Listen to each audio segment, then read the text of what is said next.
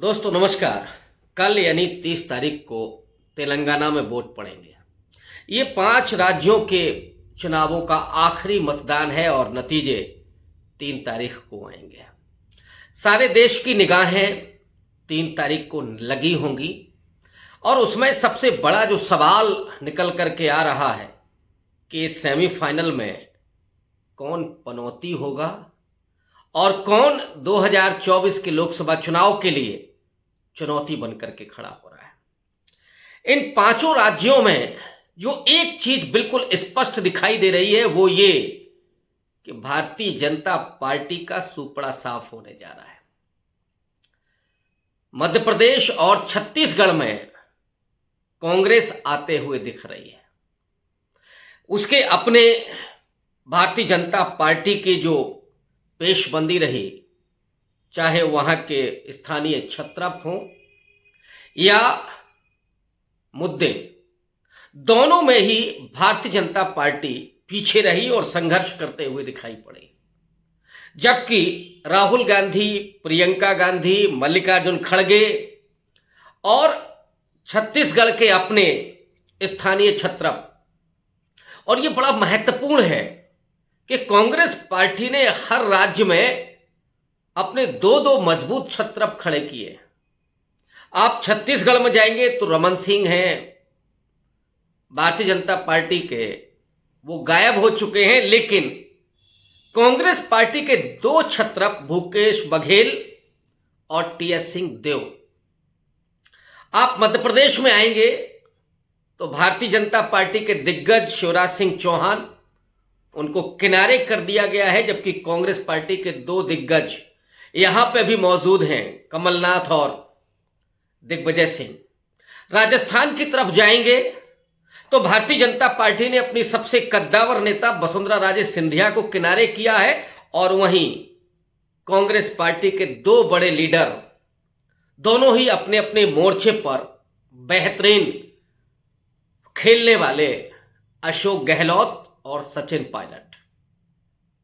इधर तेलंगाना में चूंकि कांग्रेस पार्टी वहां पहली बार इतनी मजबूती के साथ लड़ते हुई दिखाई दे रही है, तो उनके सबसे खास रेवंत रेड्डी जो प्रदेश अध्यक्ष हैं, वो अभी बहुत मजबूत दिखाई पड़ रहे हैं और बाकी उस मोर्चे को संभाला हुआ है कर्नाटक के डीके शिवकुमार ने, सिद्धारमैया ने, और कर्नाटक से आने वाले कांग्रेस पार्टी के सबसे बड़े लीडर आज की तारीख में राष्ट्रीय अध्यक्ष मल्लिकार्जुन खड़गे ने।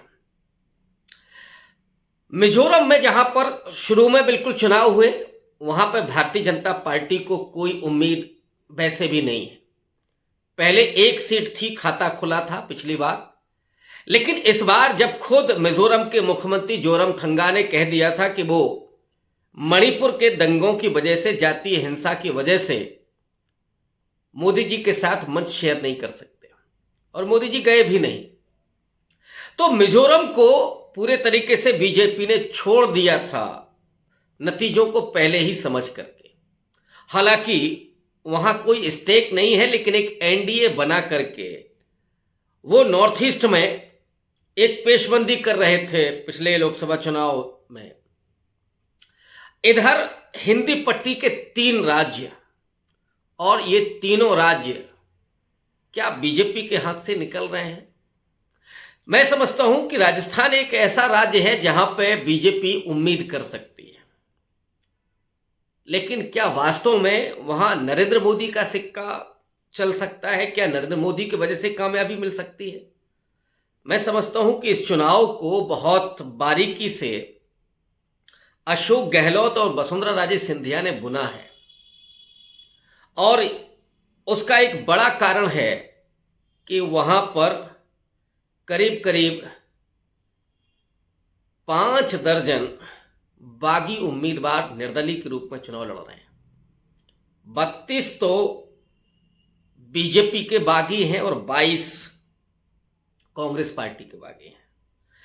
ये नतीजों को प्रभावित ही नहीं करेंगे, बल्कि सरकार किसकी बनेगी उसका निर्णय करेंगे।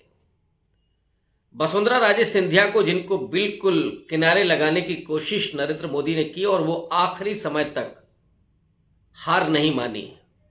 उनके जो अपने सबसे करीबी लोग थे जिनको टिकट नहीं दिया गया, उसमें चाहे यूनुस खान हो या कैलाश मेघवाल हो, वो लोग निर्दलीय चुनाव लड़ रहे हैं। और वसुंधरा राजे सिंधिया की कोशिश ये है कि बीजेपी 90 या 95 पर आकर के रुक जाए।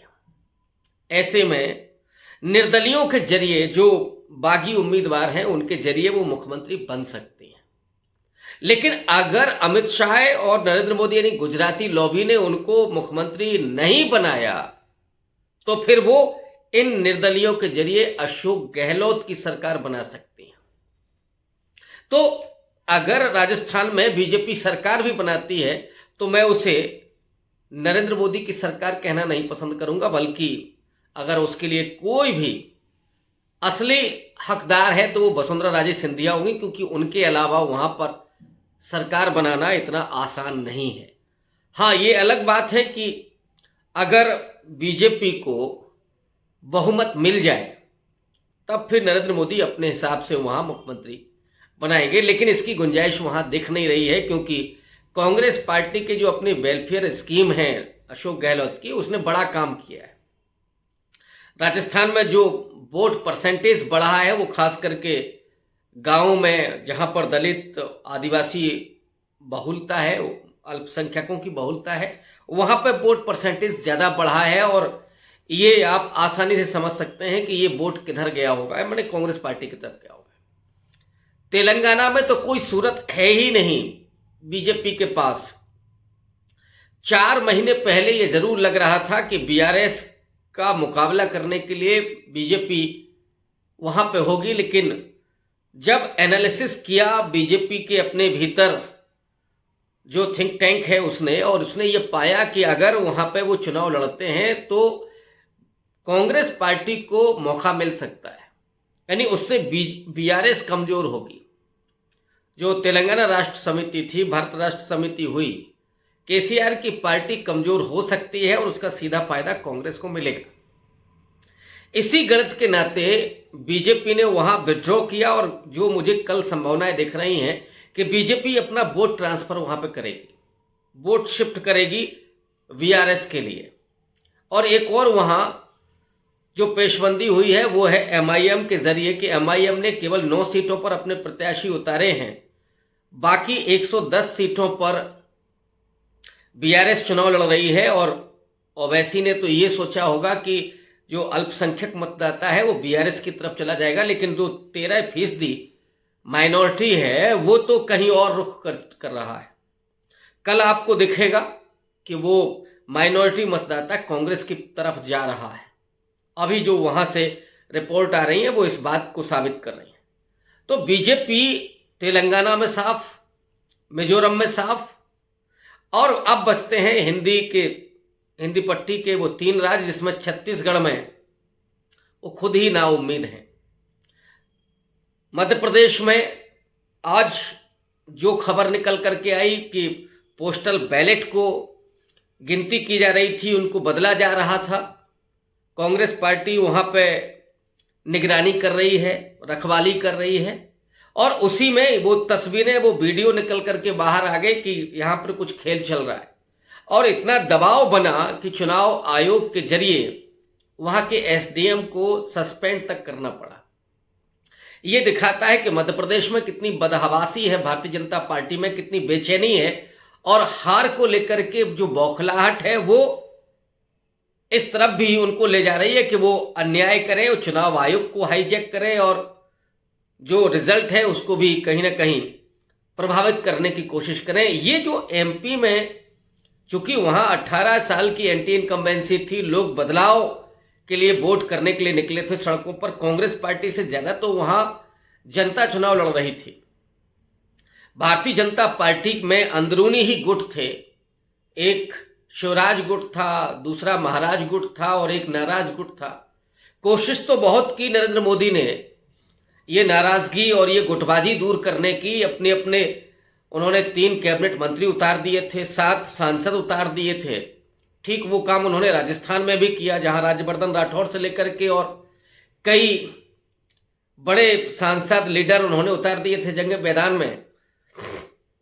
लेकिन जो जनमानस है वो बदलाव के मूड में दिखाई पड़ा, और बदलाव के अगर मूड में दिखाई पड़ा तो ऑब्वियस है कि मध्य प्रदेश और छत्तीसगढ़ के साथ साथ राजस्थान भी अशोक गहलोत की अपनी जादूगरी में बीजेपी के हाथ से निकलेगा, क्योंकि उनकी वेलफेयर स्कीम बहुत ज्यादा कारगर साबित होती रही हैं जमीन पर। और अगर ये पांचों राज्यों में भारतीय जनता पार्टी चुनाव हारती है, उसका सूपड़ा साफ होता है, तो डेफिनेटली भारतीय जनता पार्टी के लिए कौन पनौती बनेगा ये अब कहने में, कोई संकेत करने में अब कुछ भी हर्ज नहीं है, और कांग्रेस पार्टी के लोग समझ ही रहे हों। तो लाइबिलिटी एक तरह से बनेंगे नरेंद्र मोदी, और मोदी जी के लिए चुनौती बीजेपी आरएसएस के लिए चुनौती राहुल गांधी बनेंगे, क्योंकि पूरे चुनाव को सबसे ज्यादा अगर किसी ने बनाया है कांग्रेस पार्टी के लिए तो वो राहुल गांधी है। और राहुल गांधी ने जिस तरह से टीम वर्क किया है, सभी लोगों को जोड़ करके, दो दो छत्रप हैं उनको एकजुट रख करके, और मूल एजेंडे पर बात की, दलितों, पिछड़ों, आदिवासियों के मुद्दों की, किसानों की, बेरोजगारों की, नौजवानों की, शिक्षा के सवाल को उठाया उन्होंने। तो एजेंडे पर चुनाव ले आना और सीधे नरेंद्र मोदी को चुनौती देना, ये राहुल गांधी की अपनी स्ट्रेटजी का हिस्सा रहा, जिसमें वो कामयाब होते हुए दिखेंगे। और इसीलिए अब आगे का जो रास्ता है वो राहुल गांधी के इर्द गिर्द रहने वाला है। 24 में सबसे बड़ी चुनौती भाजपा के लिए राहुल गांधी हैं, और वही केंद्र में होंगे इंडिया अलायंस के। अब देखना यह है कि कल किस तरह से वोटिंग होती है और 3 तारीख के नतीजे किस तरफ जाते हैं। मेरा प्रेडिक्शन सही होता है या नहीं। शुक्रिया।